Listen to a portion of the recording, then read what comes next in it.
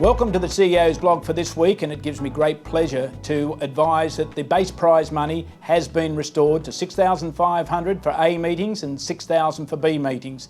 The board members met today, considered all the material that they had before them, including the latest wagering trends, and have elected to take this step. They went out, or we went out rather, mid-May.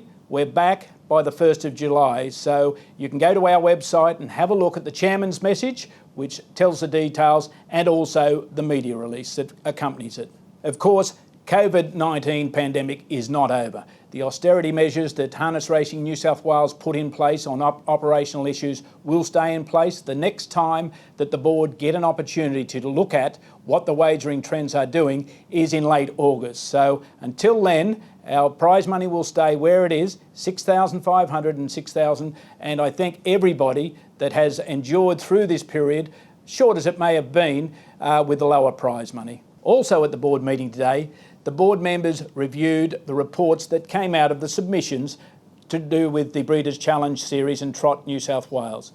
From there, recommendations have been made. We'll put them back out to industry kindred bodies to have a quick look, but these will be the conditions that we propose to take forward for the major series, the Blue Series and the regional series. These are the postponed series, of course, from 2020. They'll be held in September and October.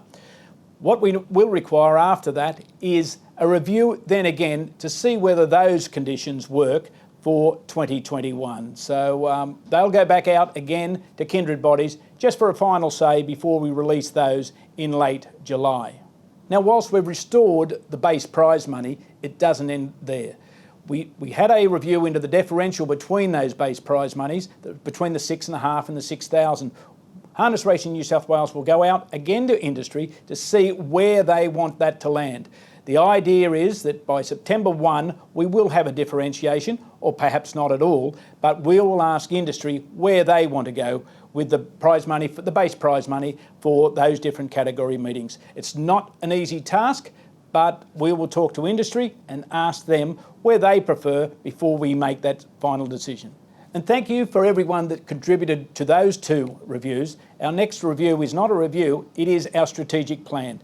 From now through until the 31st of July, we're asking for industry participants and stakeholders to put forward where they think they need the industry to be in 3 years' time. We welcome all these submissions. Please put your mind to the task, put your pen to the paper, and make these submissions to Harness Racing New South Wales in that period. The COVID-19 pandemic certainly hasn't gone away. We see outbreaks in Victoria. Hopefully we won't get them here in New South Wales. However, as from July 1, all the boundaries disappear within New South Wales.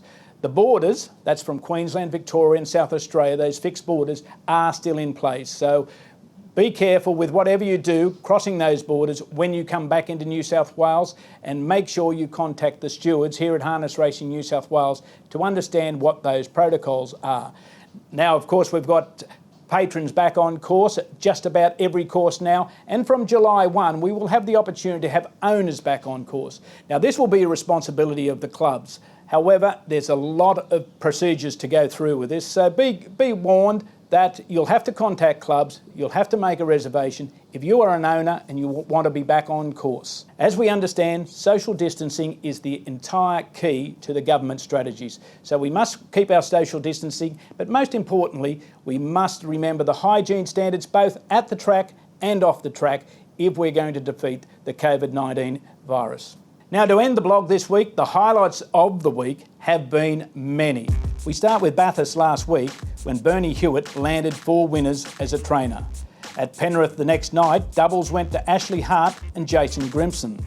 Whilst at Wagga, owners Noel Fairman and Ian Colwell were back on track at Riverina Paceway for the first time to see their horse, Lorem Lake, win the first, whilst David Druitt scored a training double at the meeting.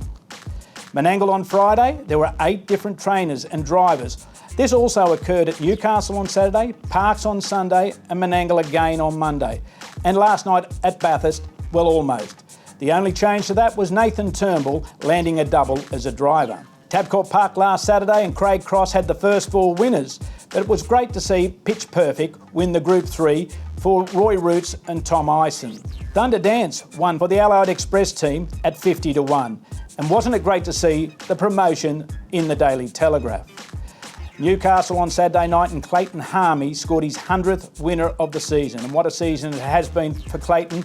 He took out the Golden Guitar at Tamworth and, of course, the Hunter Regional Championships sponsored by Tabcorp. Menangle on Monday was a very special day when Grace Panella scored her first winner with Scenic Sky, a square trotter trained by Darren Binskin. Also on Menangle on Tuesday, there was a double to Nathan Zurib. And rounding out the week of highlights, Jodie Ward trained her first winner, Charlie Studley, driven by Blake Jones at Leeton.